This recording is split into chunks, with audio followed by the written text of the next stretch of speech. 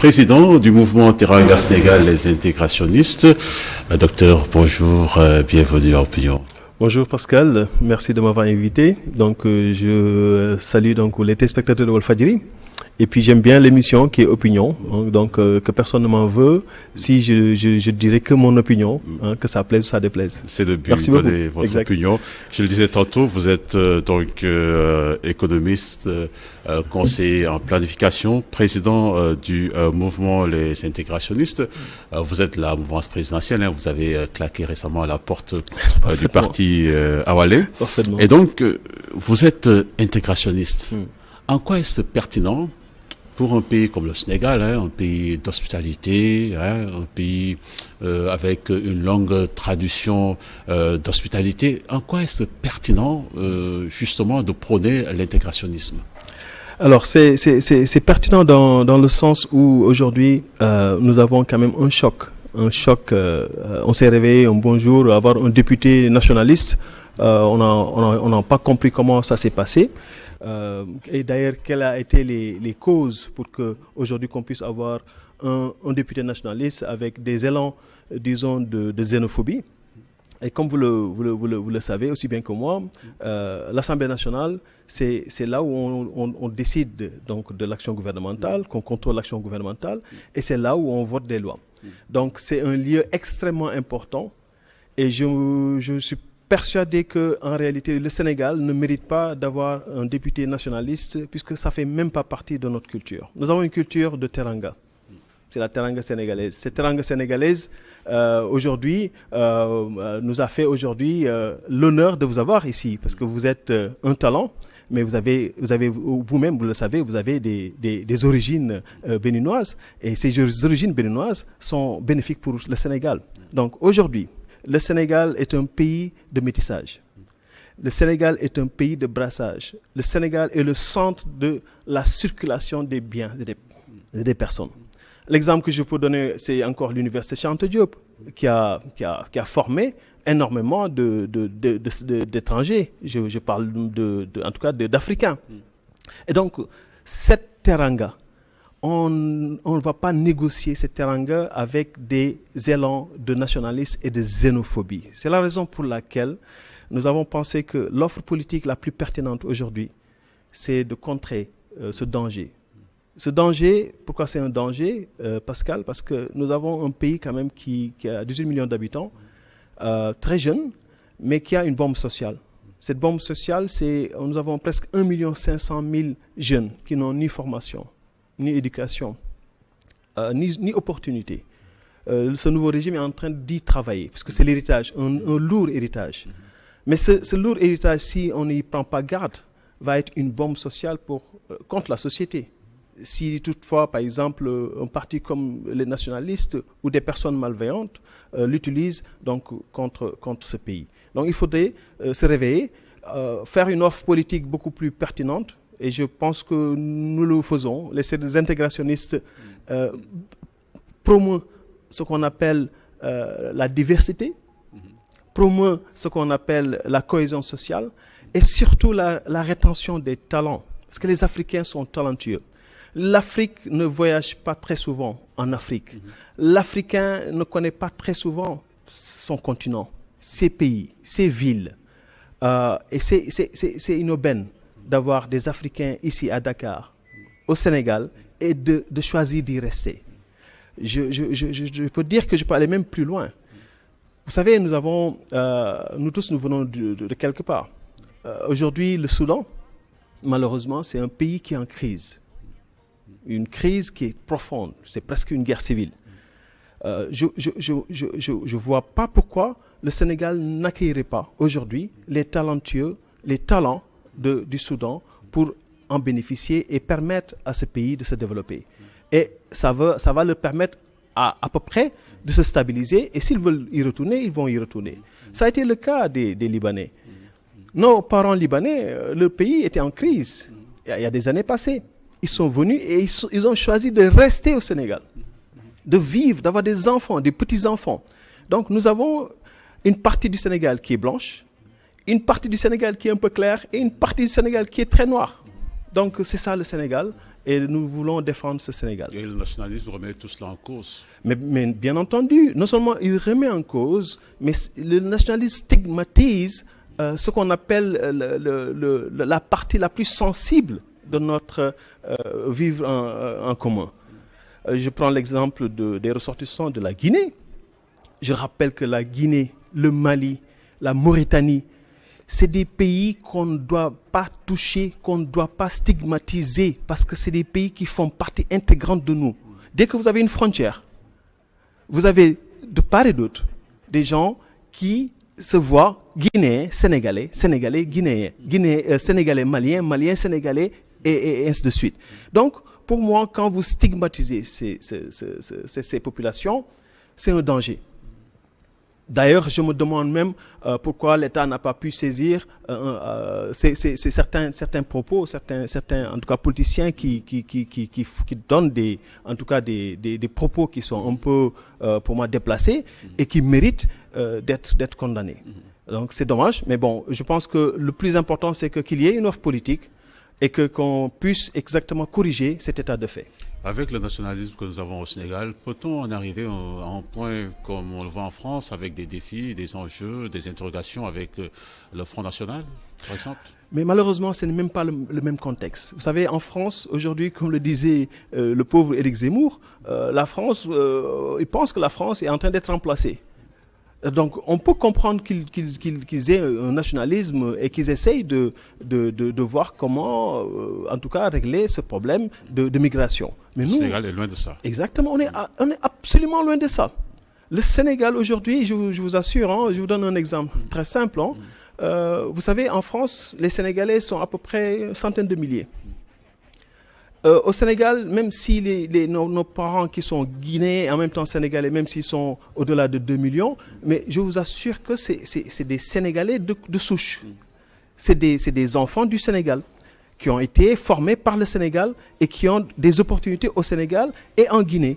Alors, je vois très mal aujourd'hui qu'on puisse les stigmatiser, et je le comprends un peu parce que nous n'avons pas une politique d'intégration. Dans les faits, les politiques d'intégration sont dans les papiers, sur les papiers, mais aujourd'hui, ce serait bien que les Sénégalais puissent aller en Guinée et investir massivement dans les minerais. Donc, vous voyez, on a aujourd'hui des continents qui ciblent l'Afrique pour investir, mais l'Africain n'investit pas chez lui. La CEDEAO des peuples. Mais oui, c'est ça exactement. C'est la CEDEAO des peuples. Donc, si on avait cette politique qui est purement économique, d'aller investir au Mali, d'aller investir en Guinée et vice-versa, que des Guinéens, d'ailleurs, des Guinéens investissent au Sénégal, mais vous allez voir que c'est l'économie qui va promouvoir ce brassage et pas la politique.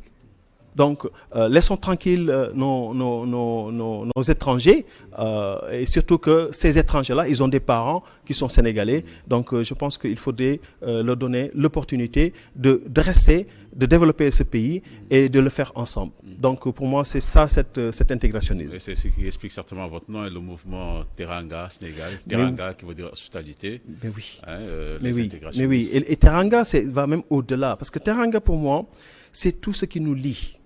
Tout ce qui nous lie, c'est notre teranga en réalité. Je donne l'exemple. Aujourd'hui, nous avons le pétrole et le gaz. On veut vraiment y veiller à ce qu'il y ait aujourd'hui la part des générations futures avec ce fonds de génération intergénérationnelle. On souhaiterait effectivement que ce soit bien géré. Au-delà de ça, il y a les... Oui, exactement. Et au-delà de ça, il y a les ressources humaines. Comme je l'ai dit, les pays qui se développent, c'est les pays qui captent les talents.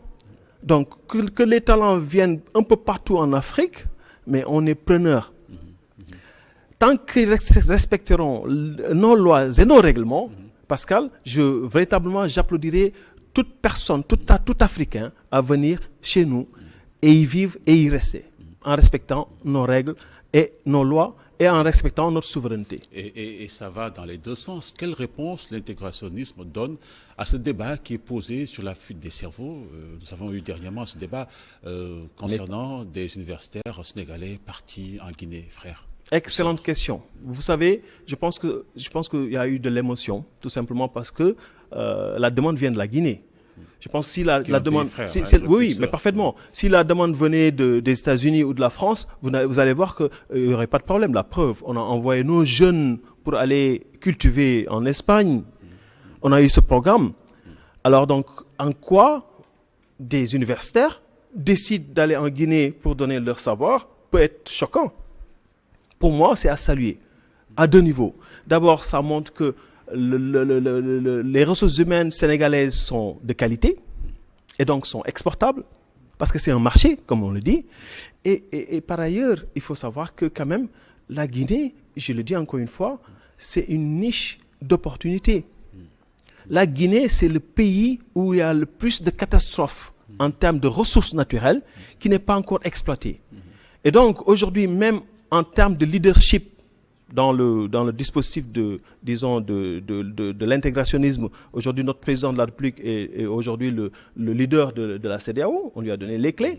Mais je pense qu'il est important de travailler sur cette diplomatie économique, d'aller chercher des opportunités partout en Afrique et en particulier dans les pays de la CEDEAO. Et donc, pour ces enseignants qui veulent partir, et d'ailleurs, je pense qu'ils ont décidé de partir pour rien dire, pour moindre que ce qu'on leur paye ici au Sénégal, puisque dans l'appel d'offres de la Guinée, de l'université, parce que c'est en fait un appel d'offres entre une université et des enseignants. Et donc, dans cet appel d'offres, ils proposent 245 millions guinéens. 245 millions guinéens, vous le convertissez, c'est 15 millions. 15 millions par an, ça c'est le maximum. Bon, naturellement avec des avantages comme le logement, mais regardons pourquoi un professeur titulaire veut quitter les avantages sénégalaises pour aller aux avantages guinéens. Posons ce débat. Ça va au-delà des finances. Non, ça va au-delà des finances parce que 15 millions par an, c'est rien du tout. Nos professeurs, un maître assistant gagne normalement plus de 15 millions par an. Et donc, du coup, est-ce qu'il n'y a pas une frustration en interne?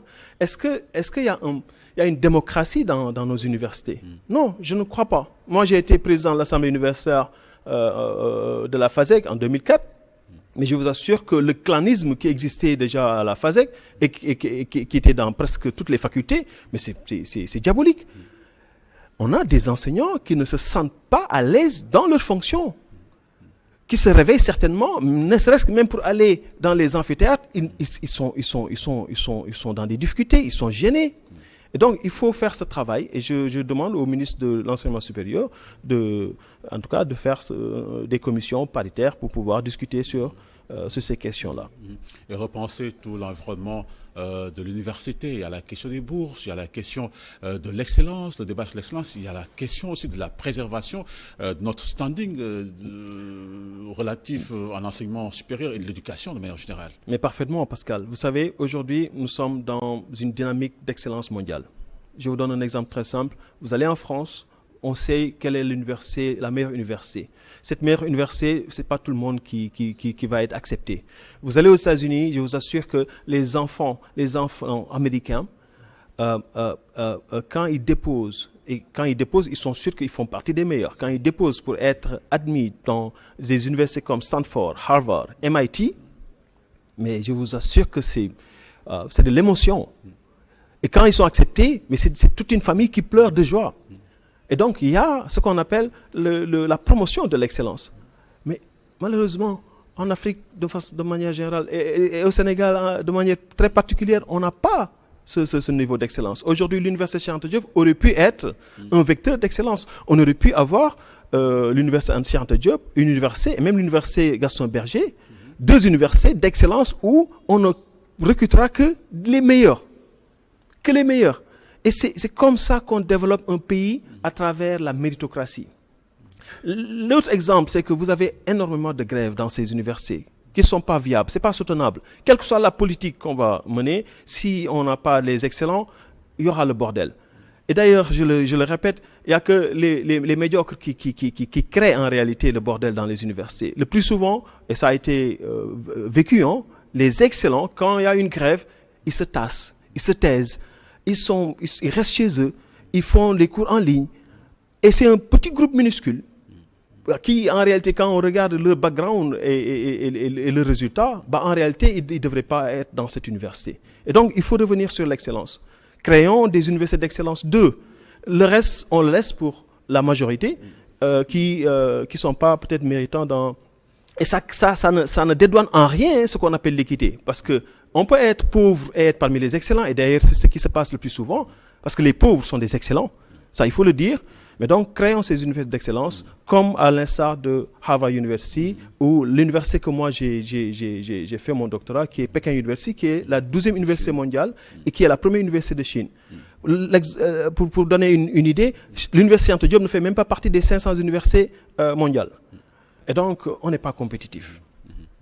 Et vous êtes le mouvement Teranga Sénégal, les intégrationnistes. Vous êtes membre de la mouvance présidentielle, je l'ai dit tantôt en début d'émission. Alors, bientôt 2 ans de gouvernance du duo Diomaye-Sonko. Que retenez-vous en termes d'acquis, mais surtout aussi, les points d'alerte à améliorer? Très important. Je pense qu'il faut savoir que ce gouvernement ou ce régime sera jugé sur l'héritage qu'ils ont eu du régime précédent. Ce n'est pas du tout un régime qui va peut-être faire déplacer des montagnes.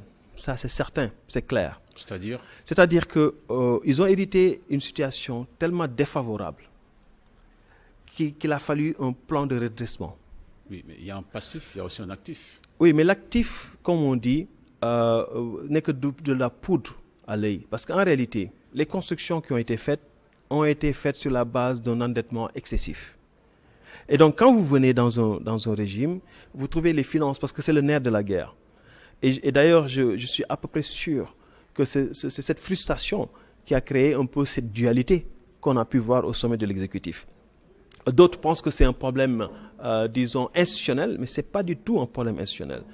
C'est que nos autorités sont venues au pouvoir, ils ont trouvé une situation où ils ne peuvent même plus dérouler sur le Sénégal 2050 de façon très cohérente et très, très logique.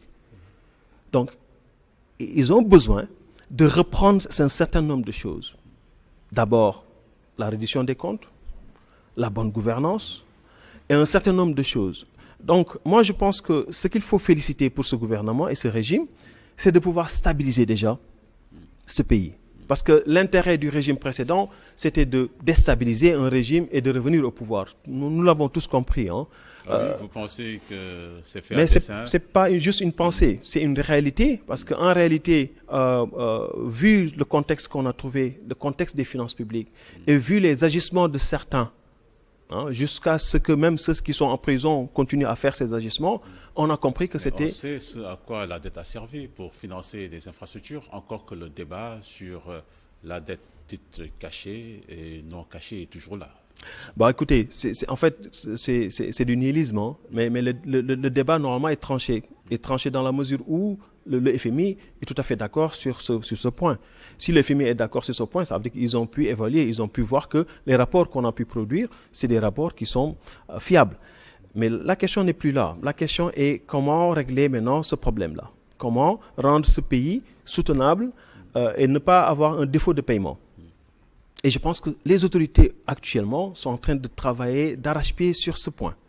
Avec le plan de résilience. Avec le plan de redressement, aujourd'hui, et LFI, on est en train de faire notre 3e LFI, la loi de finances initiale, 2026, mais je vous assure que jusqu'à présent, le Sénégal est très loin du défaut de paiement.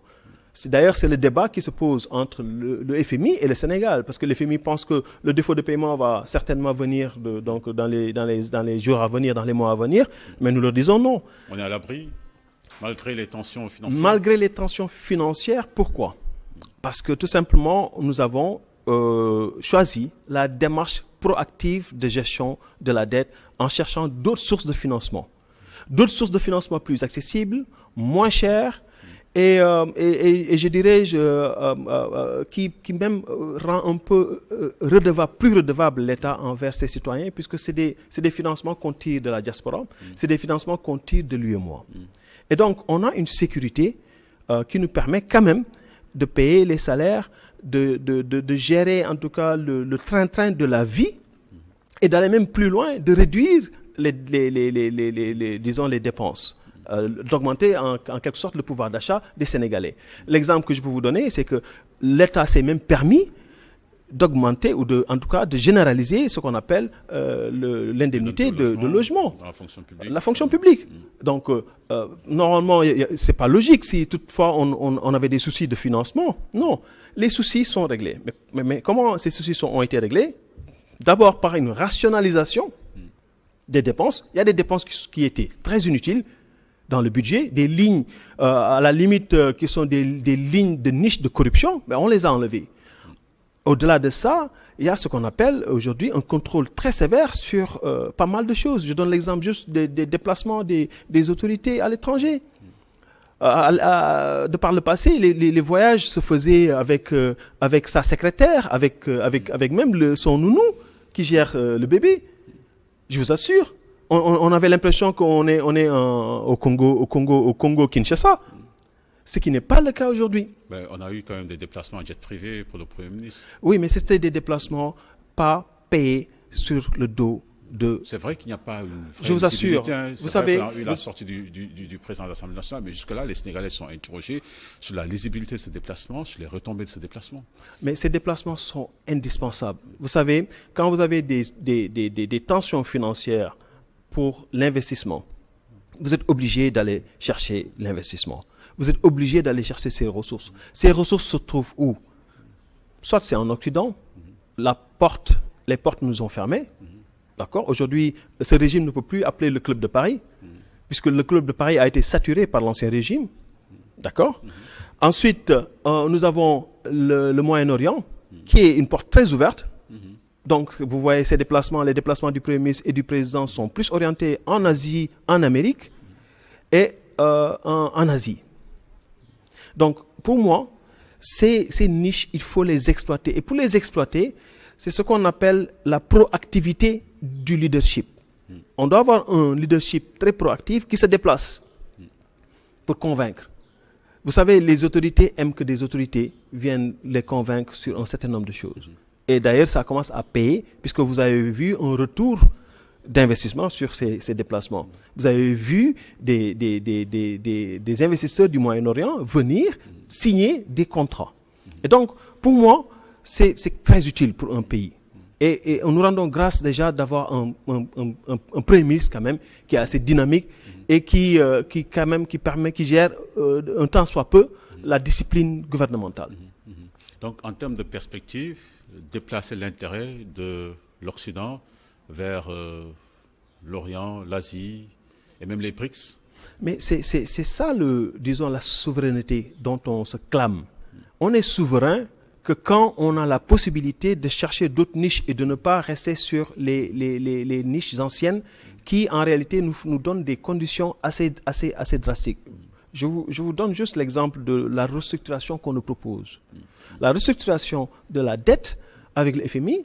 C'est peut-être une porte de sortie de crise, hein, on va l'appeler comme ça. Oui, mais en réalité, ce n'est pas une porte de sortie de crise, parce qu'une restructuration a quelque chose qui est au-dessus de la paille.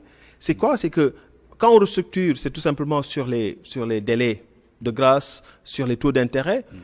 Et d'ailleurs, là, on déplace le problème aux générations futures. Ça veut dire que les échéances qu'on doit payer ici, on les rallonge encore à des années où ce régime ne sera plus en place. Ce sera donc au régime qui va suivre, qui va le gérer. Donc, c'est déplacer le problème.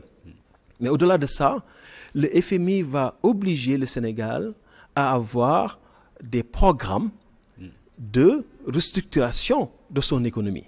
Attention, ce n'est pas uniquement une restructuration de la dette, mais ça va être accompagné. Et partout où le FMI a fait une restructuration des dettes, c'est toujours accompagné avec disons, un régime drastique sur des finances publiques, à savoir la privatisation de certaines entités du secteur parapublic, à savoir le licenciement de certains emplois. D'accord? Pour ramener un peu, par exemple, je donne l'exemple, l'exemple que je peux vous donner, c'est de ramener, par exemple, la masse salariale sur la masse salariale totale du formel. Aujourd'hui, nous sommes à 53%. 53% de la masse salariale totale du secteur formel est détenue par le secteur public. L'exemple que je peux vous donner, c'est que vous allez au Maroc, qu'on va peut-être gagner, ils sont à 8%. La Coupe d'Afrique. Avec la Coupe d'Afrique, ils sont à 8%. 8% de la masse salariale sur le total de la masse salariale du secteur formel. Vous allez dans d'autres pays comme l'Afrique du Sud, ils sont à 30%. D'accord ? Vous allez dans des pays comme, je pense, les pays africains comme l'Égypte, ils sont à 12%. Nous sommes à 53%. Et donc, je vous assure que si on opte sur la restructuration, ils vont nous demander de réduire cette masse salariale à la limite à 30%. Et ça va être chaotique pour ce régime, parce que ce régime, quoi qu'on puisse dire, il a vendu un rêve qui est faisable. Mais avec le creux qu'ils ont trouvé, le déficit qu'ils ont trouvé, si on suit le FMI, ils vont y laisser des plumes. Et je reviens sur cette frustration et cette dualité. Ça a été créé. Pour moi, c'est juste une dualité qui a été créée par cet environnement économique, pas autre chose. Ah oui, la dualité entre le président de la République. Mais oui, heureusement, je pense qu'on commence à dépasser cette dualité, parce que vous voyez qu'il y a de l'accalmie. Oui. Les gens commencent à être raisonnables. En quoi est-ce que c'est lié au contexte économique? Mais tout est économique pour la raison très simple que quand il venait d'arriver, c'était pour dérouler sur le plan Sénégal 2050, sans avoir l'idée qu'il y a déjà un surendettement. C'est-à-dire qu'au moment où vous demandez un endettement, c'est pour payer des dettes, des échéances qui sont déjà actuelles. Donc il n'y a aucune possibilité d'investissement. Et donc vous comprenez avec moi que quand vous avez un président qui a eu un ticket d'un leader comme Ousmane Sonko, et qui en réalité sait que son mandat ne peut pas se faire sans investissement, mais ça crée des frustrations. Ça crée des divergences de stratégie. Le Premier ministre va dire, écoutez, on va aller vers le redressement. Le président dit non, on redresse, mais on impulse en même temps, parce que quand même c'est mon mandat. Il faudrait que je fasse quand même des preuves pour demain. D'accord ? Parce qu'il a, quoi qu'on puisse dire, c'est quelqu'un qui a une famille, qui a des responsabilités. Il veut effectivement que ce mandat aussi soit un mandat aussi luisant que d'autres présidents. Mais ce n'est pas possible, malheureusement, avec la réalité du terrain. Donc, la situation des finances publiques a fait qu'aujourd'hui, il y a un désaccord sur la stratégie. Et quand il y a un désaccord sur la stratégie, ça se répercute forcément sur les comportements, et ça se répercute sur les propos. Donc voilà, en réalité, donc l'analyse, c'est mon opinion, encore une fois, qui montre qu'aujourd'hui, le président et le Premier ministre étaient à un moment donné donc, en bisbille. Mais je pense qu'on a dépassé, puisqu'en réalité, tout est question de stratégie. Il faut discuter, échanger et trouver la stratégie. Et je pense qu'ils ont stabilisé déjà sur la non-restructuration de la dette et d'aller vers ce qu'on appelle le financement endogène. On a des ressources. Le Sénégal est 18 millions d'habitants, 196 000 km². Nous avons des ressources humaines de très compétents. Je pense qu'on n'a pas de problème de ressources. Il y a des pays qui n'ont pas eu cette chance et qui se sont développés. Je donne toujours l'exemple de Singapour. Donc, on a tout ce qu'il faut pour se développer. La seule chose qui nous manque en réalité, c'est la stratégie. Un développement se fait par stratégie, pas par pilotage à vue. Ce régime a une stratégie, mais jusqu'à présent, et ça c'est mon opinion, cette stratégie n'a pas encore été duliée sur tout le tissu donc, du gouvernement. Aujourd'hui, nous avons des entités du secteur public jusqu'à présent qui ont des problèmes de stratégie, qui ne comprennent pas. C'est les points faibles, hein, on va dire. C'est les points faibles. C'est les points faibles, parce que tout ne peut pas être des points forts. Nous avons forcément des points faibles. Et les points faibles, comme je l'ai dit, il y a un problème le fait de dulier cette stratégie sur tout le tissu gouvernemental. Et au-delà de la stratégie, tirer après cette stratégie ce qu'on appelle la création de la valeur. Nous n'arrivons pas à créer de la valeur. L'exemple que je peux vous donner, c'est qu'aujourd'hui, les entités du secteur public, ils ne sont pas dans la croissance. On a l'impression que c'est une stagnation des entités du secteur public et particulièrement les sociétés nationales. Nous avons des sociétés nationales qui, à la limite, c'est des sociétés au même titre que le privé. Donc l'État a créé ce qu'on appelle des structures semi-privées. pour pénétrer le marché et puis gagner aussi de l'argent, faire rentrer des ressources au même titre que la fiscalité. Mais malheureusement, ils sont tous dans les déficits. Ils sont tous dans les déficits. Ils n'arrivent pas à croître. Et cette croissance, elle est importante. Mais cette croissance ne peut pas se faire sans stratégie. On a beau dire, on ne peut pas le faire sans stratégie. Alors, donc, il faut la stratégie. Cette stratégie va nous mener à des objectifs clairs, va nous permettre de connaître les problématiques internes et externes et va aboutir à un choix. Ce choix va forcément créer ce qu'on appelle de la valeur et être compétitif. Si on le fait pour toutes les entités et toute l'administration, vous allez voir que l'État va être compétitif. Et quand l'État est compétitif, l'État crée de la valeur. Et c'est en ce moment qu'on parlera de progression du PIB, qu'on parlera de résorption du taux de chômage, qu'on parlera en tout cas des indicateurs macroéconomiques verts. C'est en ce moment qu'on pourra discuter de ça. Mais si on n'a pas au préalable cette stratégie, ça ne peut pas se faire.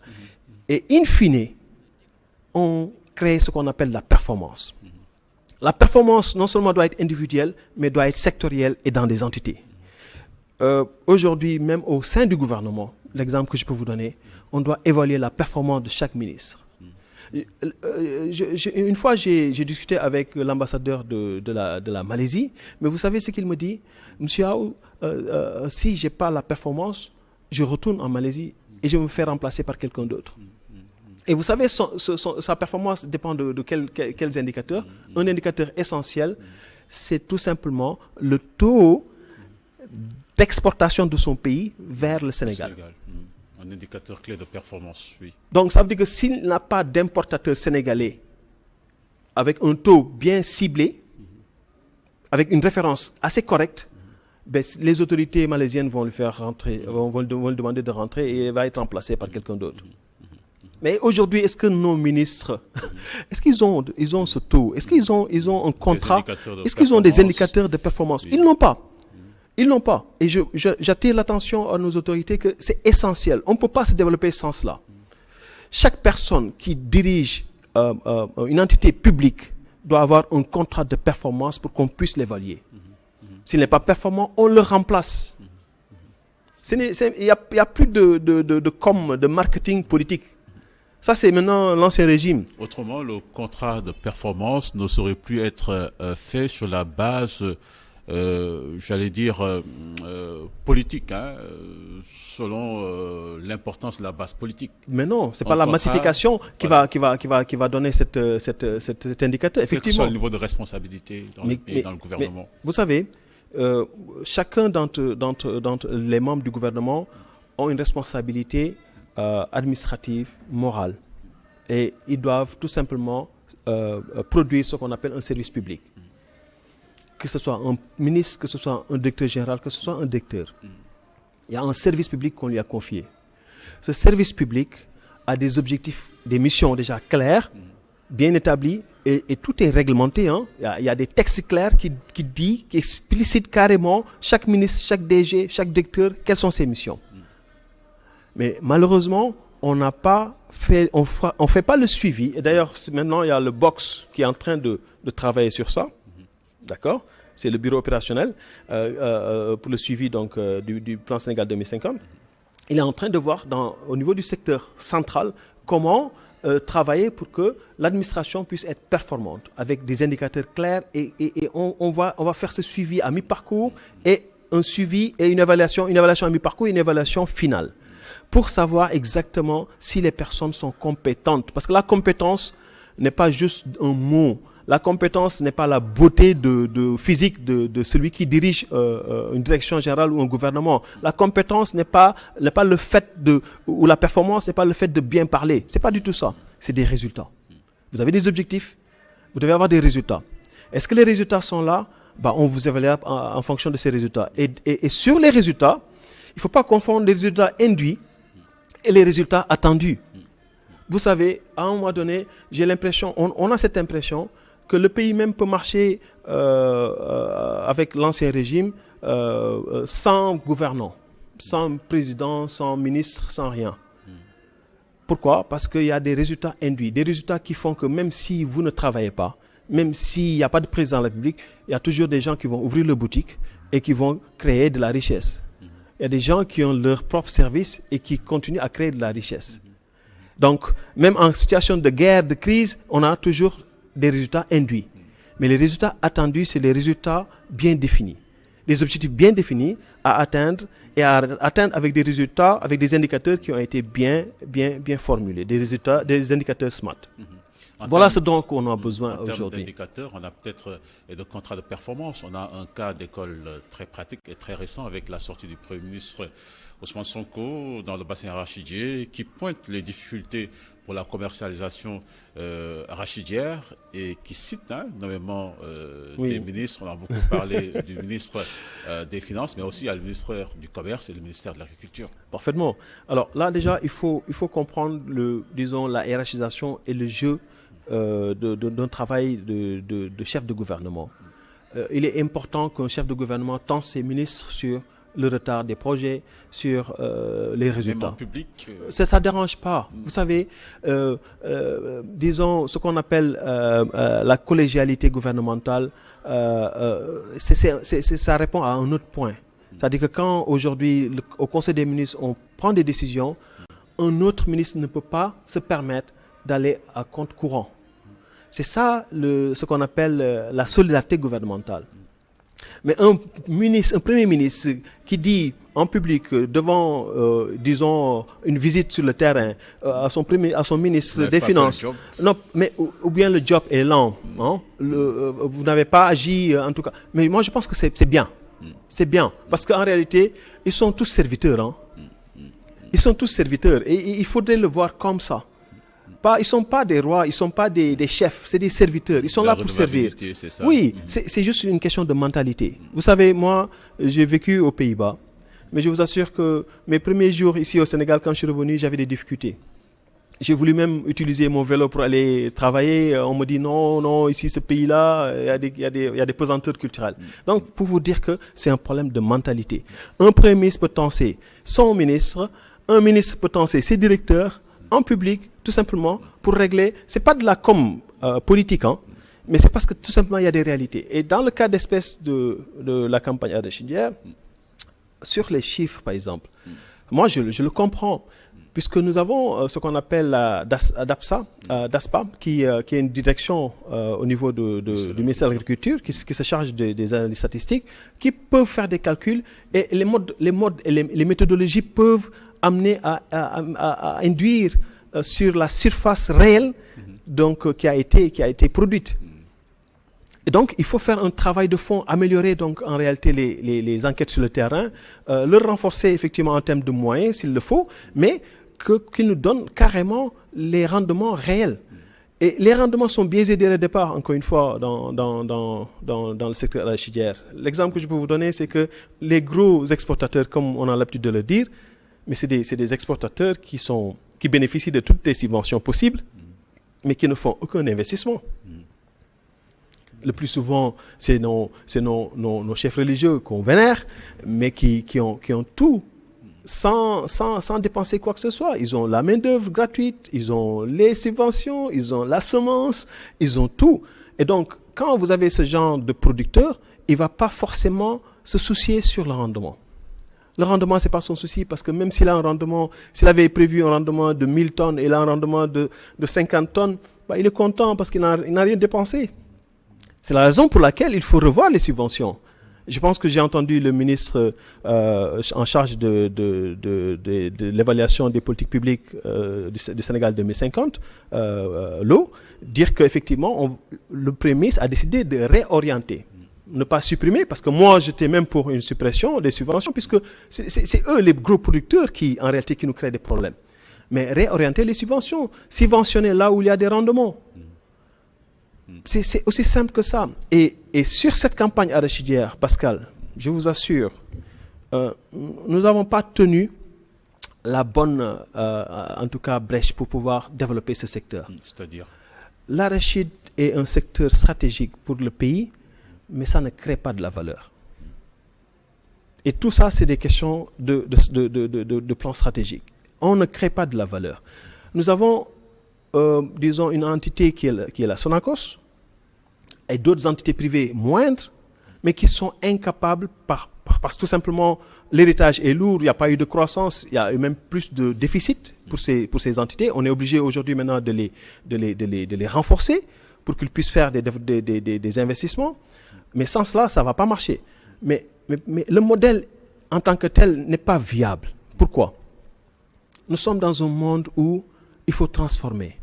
La matière première ne s'exporte plus. La matière première ne doit même plus quitter le producteur pour aller vers l'usine de la Sonacos. Non, du tout. Il faut créer des unités de transformation au niveau des producteurs. Vous savez, quelqu'un qui a 1 kilo d'arachide et qui doit le vendre à 305, même si on amenait le prix à 500, mais c'est un prix plancher. Mais vous conviendrez avec moi que ce prix plancher peut changer à tout moment en période de soudure. Il ne va pas s'occuper de est-ce qu'il y a un prix plancher, etc. Il va dire, mais moi j'ai besoin de vivre. Donc il va vendre de l'arachide à 250, 300 pour vivre. Mais donc comment changer ce cercle vicieux? C'est tout simplement permettre à ces producteurs, je parle de producteurs réels, là où on doit les aider, pour moi, c'est plutôt dans la transformation que dans les subventions et les semences. De par le passé, s'agissant des semences, nos parents réservaient toujours quelque chose pour les semences. Mais aujourd'hui, ils utilisent tout en période de soudure parce qu'ils sont dans la pauvreté extrême. Mais on ne va pas continuer à développer un secteur où la pauvreté continue à les abattre. C'est la raison pour laquelle vous avez effectivement un certain nombre de cultivateurs qui quittent les champs pour venir dans les villes et être des marchands ambulants. Ils gagnent plus en faisant le marchand ambulant que d'aller dans les champs. Mais qu'est-ce qu'ils vendent ici en étant marchand ambulant? Regardez bien les produits. C'est des produits de cacahuètes, mais qui ont été transformés. C'est l'acajou, les noix d'acajou, mais qui ont été transformées et emballées. Mais vous pensez que si ce cultivateur avait ces mêmes éléments dans son champ et permettre aux grandes surfaces de venir se puiser, il allait avoir un problème pour venir dans les villes? Mais non du tout. Donc la transformation, elle est importante. 1 kilo d'arachide qui coûte 305 francs, vous faites la transformation, quelle que soit la transformation, même si c'est de la bouse d'arachide ou tout simplement une transformation avec le sucre, vous avez quitté 305 à 1000 francs ou à 1500. Donc vous voyez, c'est un modèle qu'il faut développer pour moi et c'est un modèle économique qui n'est pas viable, il faut changer carrément et ces investissements qu'on est en train de prévoir dans les usines aussi importante comme l'entité de la Sonacos, c'est coûteux. Alors que si on allait investir directement chez les producteurs, avec de petites, disons, manufactures d'industriels, mais je vous assure qu'ils allaient s'en sortir et tout le monde sera gagnant-gagnant. Donc la Sonacos allait tout simplement aller chez les producteurs pour puiser ce qu'on appelle cette transformation, au même titre que les autres grandes surfaces, et puis faire sa transformation. Pourtant exactement. Le Premier ministre annonce au moins 106 milliards de francs pour permettre à la Sonacos d'acheter davantage de tonnes. Et là, on va passer à 450 000 tonnes. Oui. Mais c'est juste une solution conjoncturelle. On va dire il faut aller au-delà de ça. C'est ce que vous voulez dire? Oui, c'est important. C'est d'ailleurs 130 milliards. C'est 130 milliards qu'on a prévu. Mais ces 130 milliards, est-ce que ça va régler le problème si on reste toujours dans le modèle? C'est vrai que 450 000 tonnes est assez ambitieux pour la Sonacos. La capacité de la Sonacos ne dépasse pas 350 tonnes. Et cette capacité est décomposée en plusieurs capacités. Il y a une capacité de stockage, il y a une capacité de production, etc. etc. Certes, la Sonacos est implantée dans 8 régions, mais ce n'est pas du tout suffisant. Et donc, pour que la Sonacos puisse, en tout cas, engager ces 450 000 tonnes, il faut forcément des investissements. Il faut relancer cette entité pour qu'il puisse absorber ces 450 000 tonnes. Sinon, ça va être tout simplement prendre ces 450 000 tonnes et les revendre à l'étranger, en brut, sans transformation. Ce qui, à mon sens, n'est pas du tout profitable, ni pour la Sonacos, ni pour les producteurs. Donc, non seulement on doit aller vers la restructuration de la Sonacos en augmentant les investissements, puisque la Sonacos est à peu près moribond, mais en même temps, on doit aller vers les petites industries de transformation au niveau de certains producteurs. On peut même pas choisir tous les producteurs, mais on choisit des producteurs clés en fonction du déploiement géographique pour qu'ils puissent faire la transformation avant que la Sonacos puisse venir puiser donc chez eux. Ça, c'est un élément de taille qu'il faut revoir. La transformation, elle est importante, le financement également. Mais le financement, c'est quoi? Vous savez, l'État doit financer et en même temps garantir. Et d'ailleurs, c'est là où peut-être que le Premier ministre avait tensé un peu le ministre des Finances, qui est très pragmatique, le ministre des Finances. Il fait un travail extraordinaire. Mais, vous savez, quand on fait de la garantie à travers la LBA, la Banque agricole, c'est pas forcément, disons, bénéfique. Pourquoi? Déjà, les financements qu'obtiennent ces producteurs, c'est des financements à des taux. Même si ces taux ont été négociés, vous savez, le problème, c'est le remboursement. Le remboursement est hypothétique. Et du coup, l'État est obligé de garantir. Et donc, quand l'État garantit, le plus souvent, c'est l'État qui vient encore en appoint pour payer, donc tout simplement, donc ces financements. Donc, pour moi, c'est un cycle. C'est tout comme c'est l'État qui s'endette, c'est l'État qui produit, et c'est l'État qui... Donc, en réalité, c'est comme s'il n'y avait pas d'acteurs privés. Donc, il faut changer ce modèle. Il faut changer ce modèle parce que je pense qu'il y a des producteurs qui sont capables quand même de travailler sur un modèle de financement et de pouvoir rembourser leur financement correctement. On ne peut pas subvenir aux besoins de financement de tous les producteurs du système agricole. Ce n'est pas possible, ce n'est pas viable. Et actuellement, c'est pratiquement ce que l'on fait. Et donc, il y a ce qu'on appelle même des free riders, des passagers clandestins qui profitent un peu de ces subventions et de ces financements, mais après, in fine, qui ne parviennent pas à rembourser, tout simplement. Pourquoi? Parce que tout simplement, ils n'ont pas eu de rendement ou bien il y a eu des détournements d'objectifs dans leur production. Et donc, il faut en tout cas que ce secteur soit bien canalisé, soit bien réfléchi, qu'on fasse des études et qu'on essaie de voir comment aider le secteur privé à se développer. Tant qu'on n'aidera pas ce secteur privé ne va pas créer d'emplois. C'est toujours l'État qui va venir encore pour créer des emplois. Justement, l'année 2026 décrétée par le chef de l'État, année de l'emploi et de l'économie solidaire, sur quel levier concrètement l'État du Sénégal peut-il véritablement appuyer dans ce contexte de conjoncture? Alors, c'est une question très difficile, c'est vrai. On est dans un contexte où il n'y a pas de marge de manœuvre. Mais malgré ça, je pense qu'il y a eu déjà une politique de recrutement au niveau de la fonction publique. Et comme je viens de le dire, nous sommes à un niveau déjà très élevé en termes de masse salariale sur le secteur formel de manière globale. Nous sommes à 53%. Il faut retenir que ce n'est pas soutenable. L'État n'a pas vocation à recruter le secteur formel. L'État a vocation à recruter dans l'administration, mais en fonction des besoins. Et je rappelle que tout recrutement doit se baser sur la productivité marginale. Ça veut dire quoi? Ça veut dire qu'aujourd'hui, si on doit recruter un élément, on doit voir ce qu'il doit apporter. Est-ce qu'il est au minimum égal à ce qu'on lui paye? C'est très simple. Sinon, ça va créer ce qu'on appelle un déficit. Tout bêtement. Et donc, l'État a ses difficultés.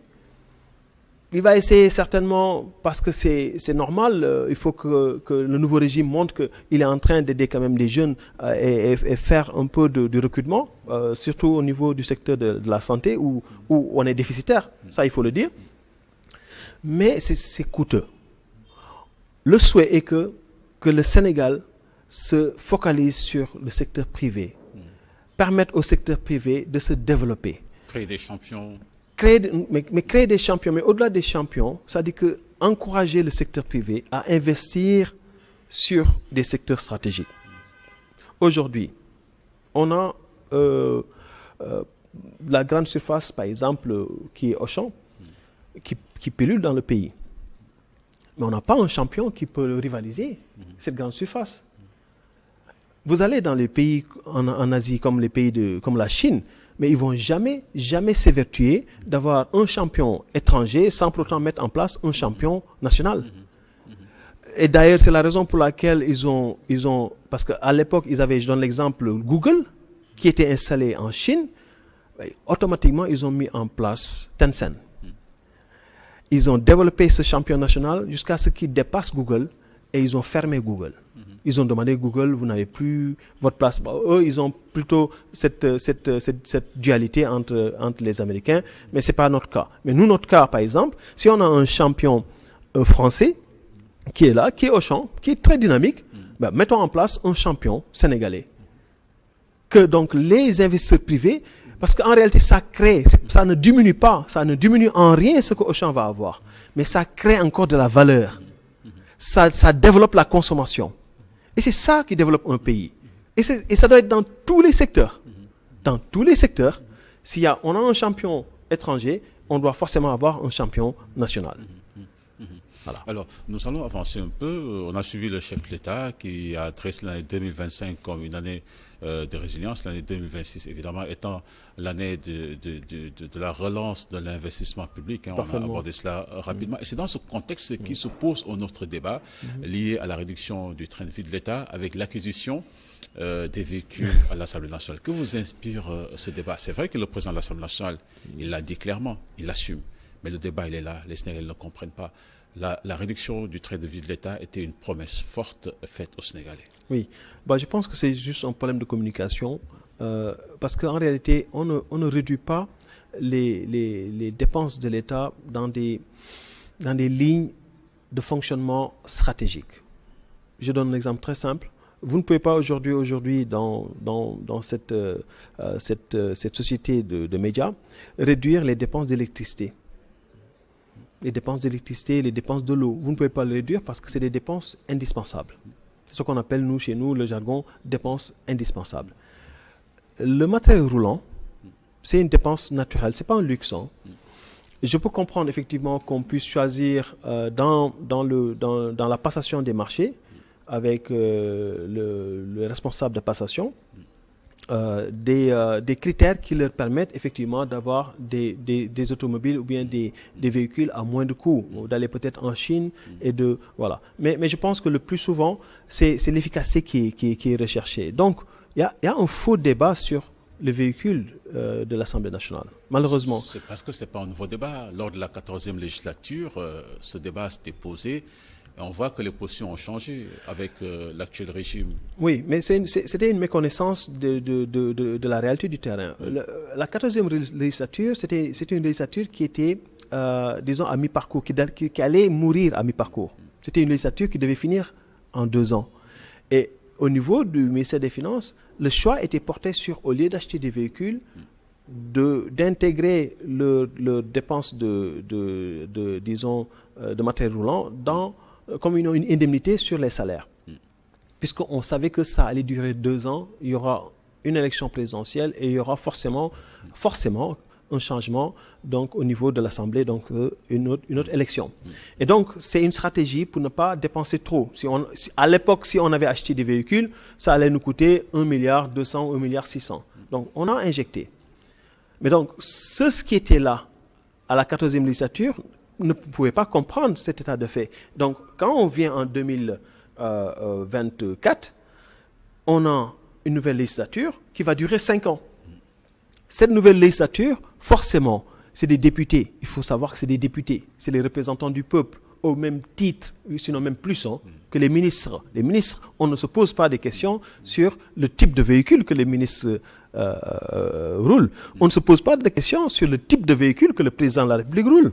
Vous comprenez? Donc, en réalité, pour moi, ce n'est pas un luxe, mais cherchons les niches de rationalisation. On l'a fait à la LFI 2025 et cette LFI aussi. La LFI 2025, il y a eu 280 milliards de rationalisation.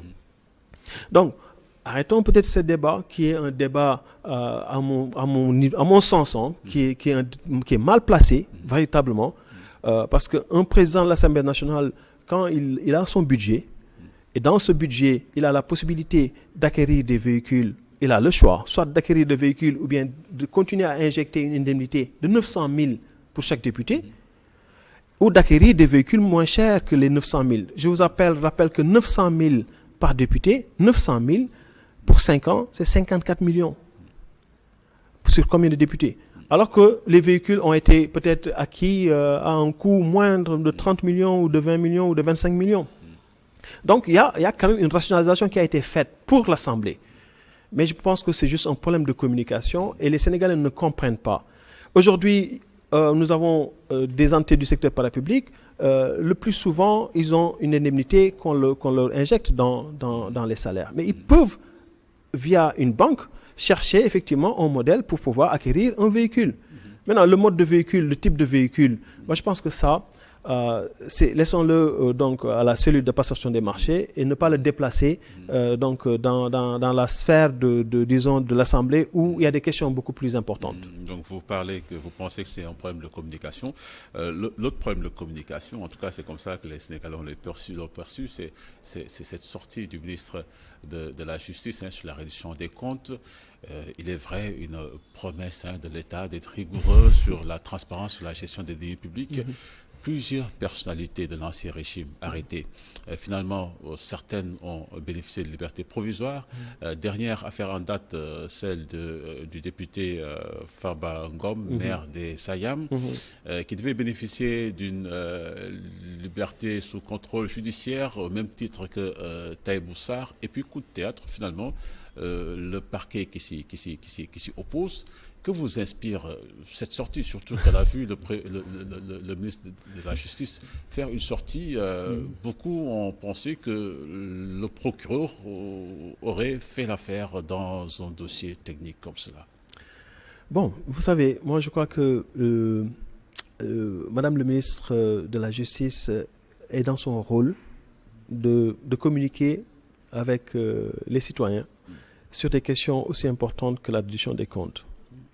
Nous tous, nous savons que M. Ngom, Farba Mohamedou, n'est pas un citoyen ordinaire qui a été emprisonné. C'est un citoyen qui a eu des responsabilités, il a été député, il a eu à déclarer un certain nombre de choses.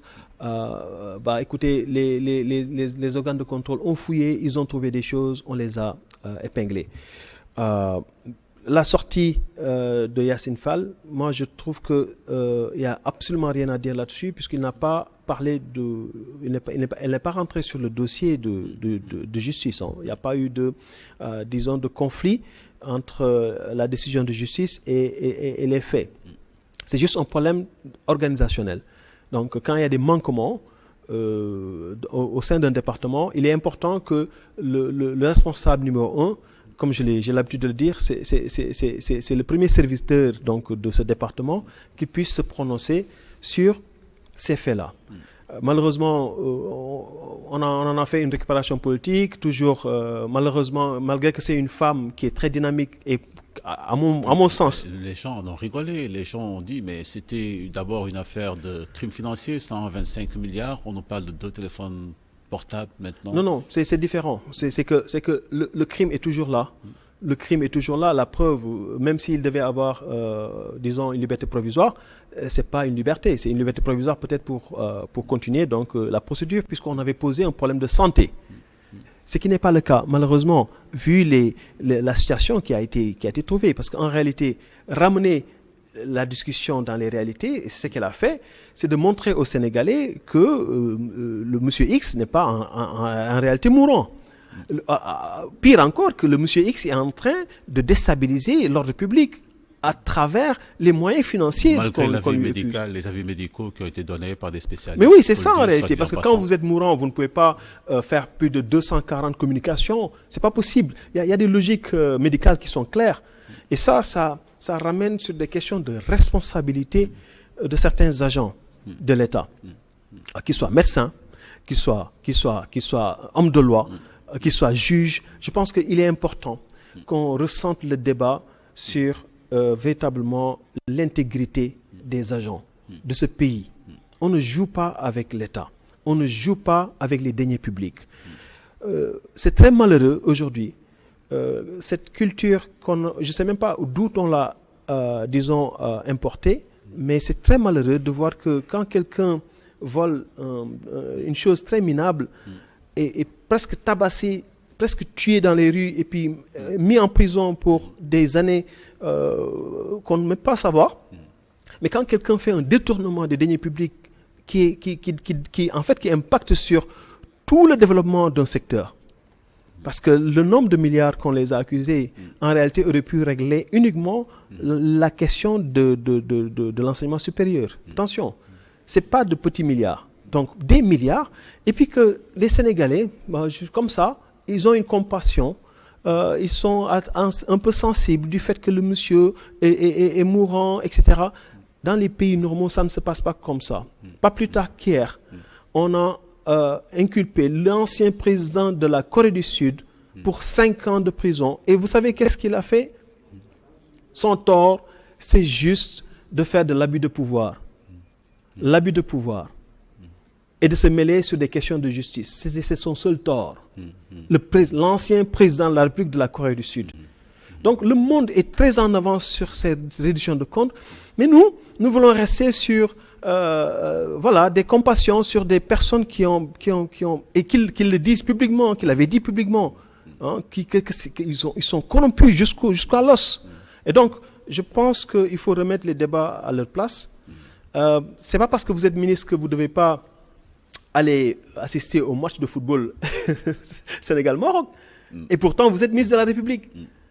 Donc, être ministre de la République, ça ne veut pas dire que vous ne devez pas faire de communication sur ce que d'autres appellent détail, mais ce que le régime pense qu'en réalité, c'est des niches pour pouvoir effectivement voir exactement dans cette chaîne de corruption qui est compliquée, qui est impliquée et qui ne l'est pas. On voit que vous êtes un amoureux du football. Sénégal-Maroc, c'est tout à l'heure, oui. Votre pronostic?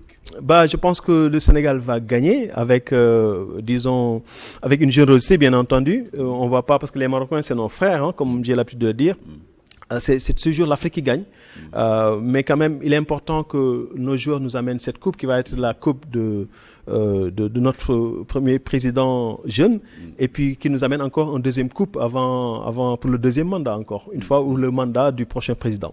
Merci, docteur. C'est moi qui vous remercie de m'avoir invité. Merci à vous, docteur Alpha Ousmane Aw, économiste, conseiller en planification, mais aussi président du mouvement Teranga Sénégal, les intégrationnistes. Vous étiez l'invité d'opinion. Mesdames et messieurs, merci de votre fidélité. Bonne suite de nos programmes. À dimanche prochain.